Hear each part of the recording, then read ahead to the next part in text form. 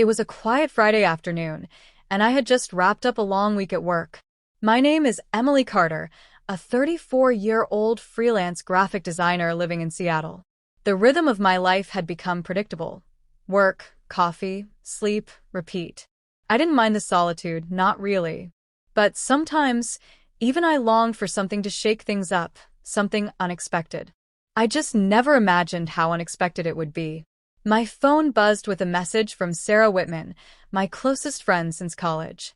She and I had been inseparable in our 20s, navigating love, careers, and all the chaos in between.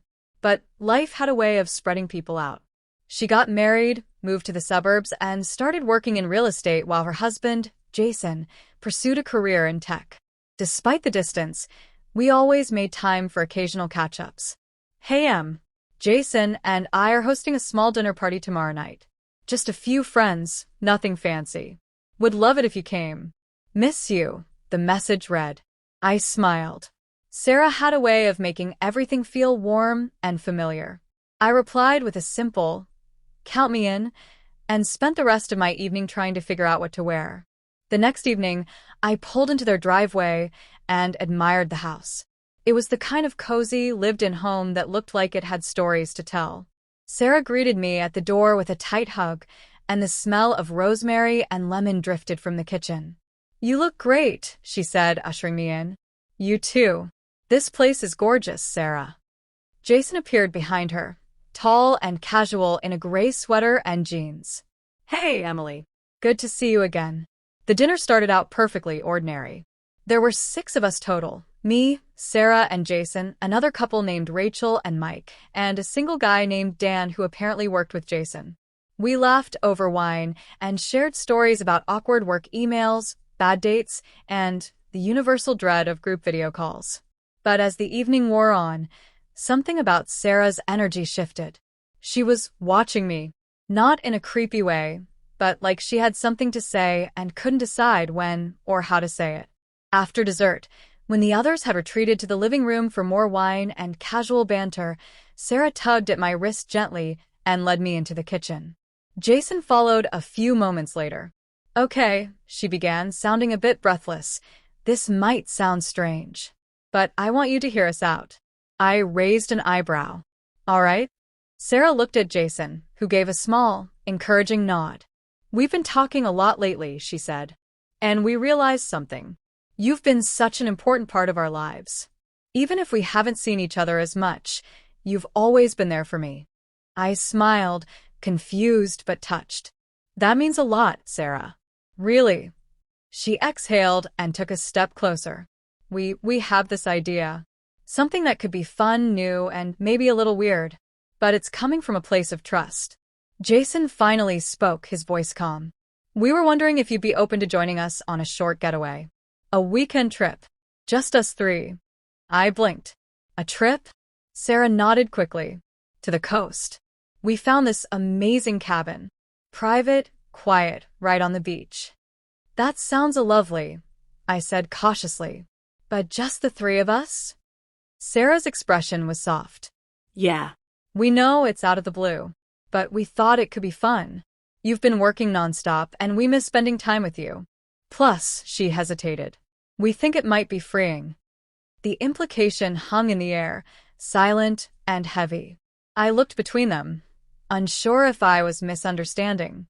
Was this a friendly invite, or something else? Jason broke the tension with a gentle chuckle. "Look, there's no pressure. None at all. We just wanted to ask.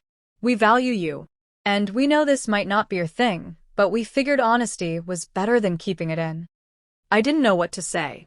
The room suddenly felt too warm, too quiet. I wasn't offended.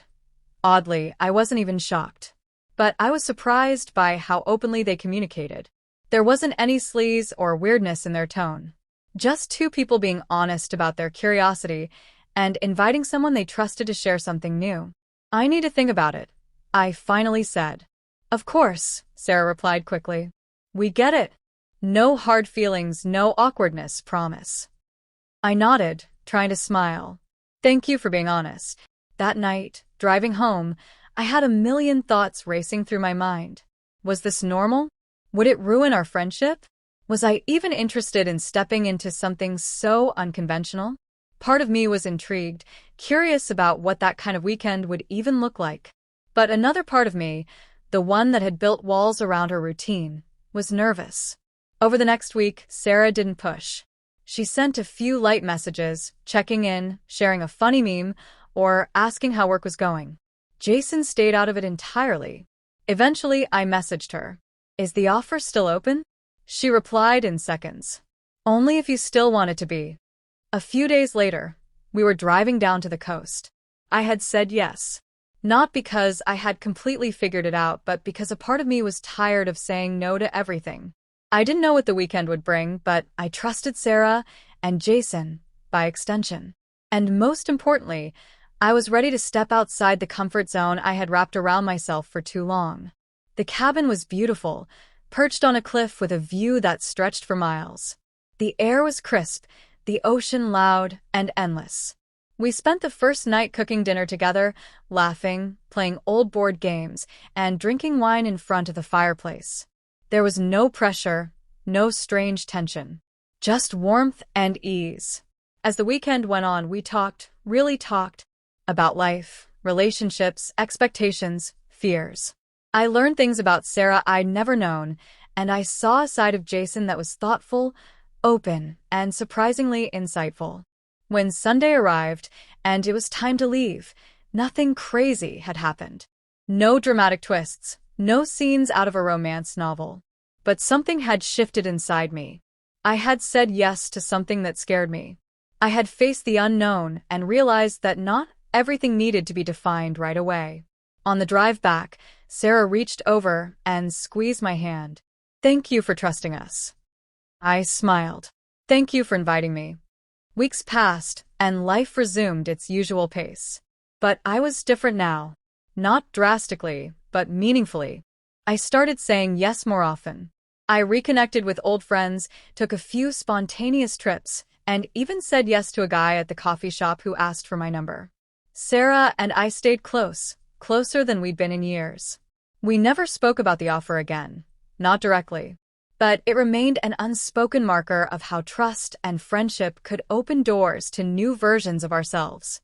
Sometimes, the most unexpected invitations aren't about romance or drama. They're about rediscovering yourself, about choosing courage over comfort. That night, in their kitchen, my best friend and her husband didn't just make me an offer. They gave me a choice. And by saying yes, I learned how to live a little fuller. Would you believe it? I barely did myself. But I'm glad I did.